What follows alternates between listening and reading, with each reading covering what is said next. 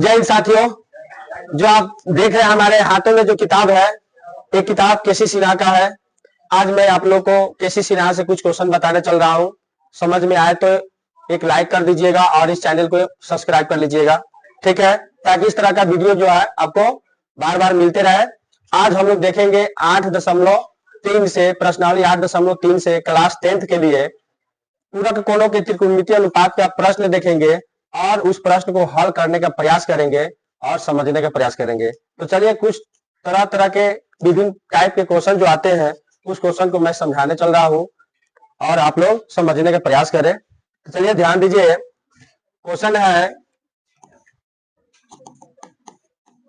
निम्नलिखित का मान निकालिए। देखिए क्वेश्चन है निम्नलिखित का मान निकालिए। क्वेश्चन नंबर 1 में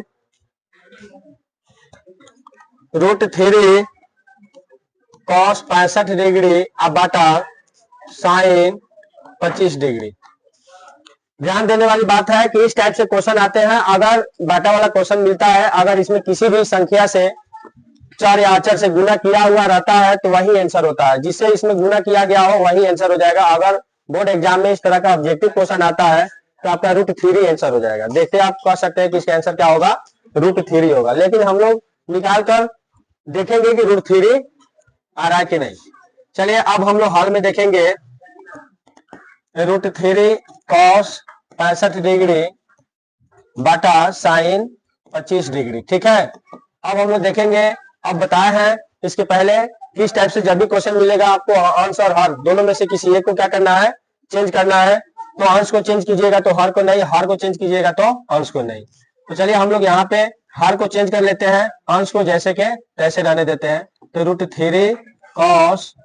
√3 इंटू cos 65 डिग्री बाटा sin 90 माइनस कितना होगा, कितना घटाएंगे कि 25 डिग्री आ जाएगा, तो 65 डिग्री। क्या घटाएंगे, 65 डिग्री, ठीक है। अब ध्यान देना है √3 cos 65 डिग्री बाटा, अभी फॉर्मूला पर बन गया है तो साइन किस में बदल जाता है, cos में। तो cos थीटा की जगह कितना है, 65 डिग्री, तो 65 डिग्री लिखेंगे। अब cos 65 डिग्री दोनों क्या हो जाएगा, कट जाएगा, अब बच जाएगा √3। यही आंसर हो जाएगा। तो बताइए समझ में आया कि ना आप लोग को। तो चलिए 2 नंबर क्वेश्चन, ठीक है। एक दूसरा क्वेश्चन हम लोग देखते हैं।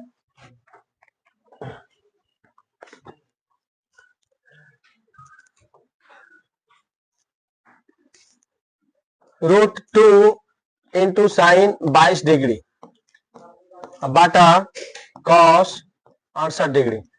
अब ध्यान देने वाली बात है कि यहाँ पर सेम प्रोसेस की तरह क्वेश्चन है, यहाँ √2 ही आंसर होगा, लेकिन अब √2 आंसर आएगा कैसे, इसको निकाल लेंगे हम लोग तो समझ में आएगा, ठीक है।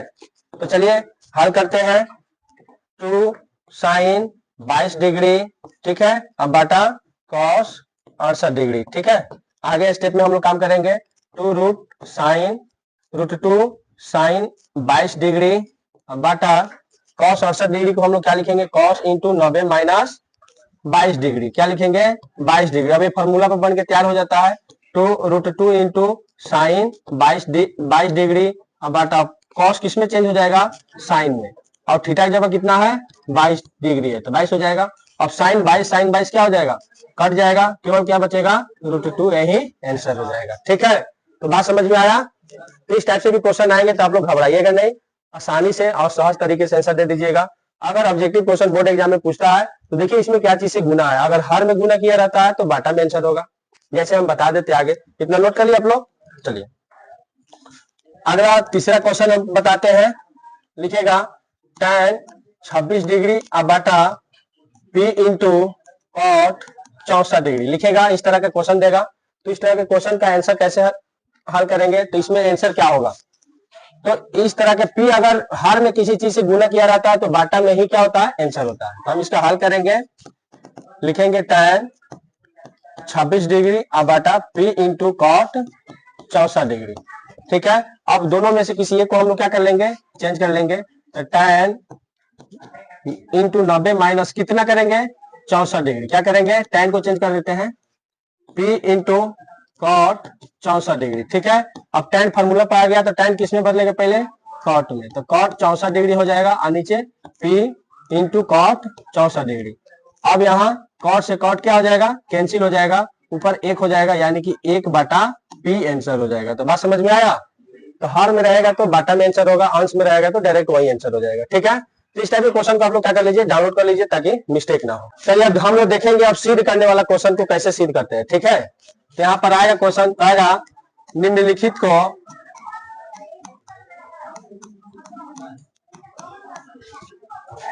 सिद्ध करें, निम्नलिखित को सिद्ध करें। सिद्ध करने वाले में होता क्या है कि आंसर और क्वेश्चन साथ साथ देता है, आंसर और क्वेश्चन और आंसर साथ साथ देता है, बस हल करके उसको बता देना है, उसके आंसर को आपके आंसर जो लाया है मैं भी ला सकता हूं। ठीक है, तो 1 नंबर क्वेश्चन दिया है sine 70 degree into sec 20 degree equal to 1। ध्यान देना है, इसका आंसर 1 दिया है और 1 आएगा कैसे, इसको सिद्ध करके दिखाना है कि 1 कैसे होगा। ठीक है, तो हल में हम लोग लिखेंगे, हल में लिखेंगे तो सबसे पहले LHS लिखेंगे। क्या लिखेंगे, LHS। LHS में लिखेंगे sine 70 degree into sec 20 degree. अब ध्यान देने वाली बात है कि दोनों में से किसी एक को चेंज करेंगे, तो दोनों में से किसी एक को चेंज करेंगे, तो ध्यान रखना है साइन को साइन 70 डिग्री रहने देते हैं इंटू सेक 90 में से कितना घटाएंगे कि 20 हो जाएगा 70। ठीक है, ध्यान रखना है, तो साइन 70 डिग्री इंटू सेक अब किस में बदल जाएगा, कॉसेक में, सेक किस में बदल जाएगा, कॉसेक में, तो कॉसेक 70 डिग्री हो जाएगा। क्या हो जाएगा, कॉसेक 70 डिग्री हो जाएगा। अब ध्यान देना है कि sine theta into cosec theta, sine theta into cosec theta, एक फॉर्मूला मैंने पीछे बताया था आप लोग को कि साइन थीटा गुना कॉसेक थीटा रहे तो इसका वैल्यू क्या होगा, 1। कब 1 होगा, जब दोनों का थीटा बराबर है, यहाँ पर भी थीटा यहाँ पर भी थीटा है। अब वहां थीटा ना देके क्या लिखा है 70 डिग्री, यहाँ पर भी 70 है यहाँ पर भी 70 है, दोनों का थीटा बराबर है, तो इसका मतलब आंसर क्या होगा, 1 होगा।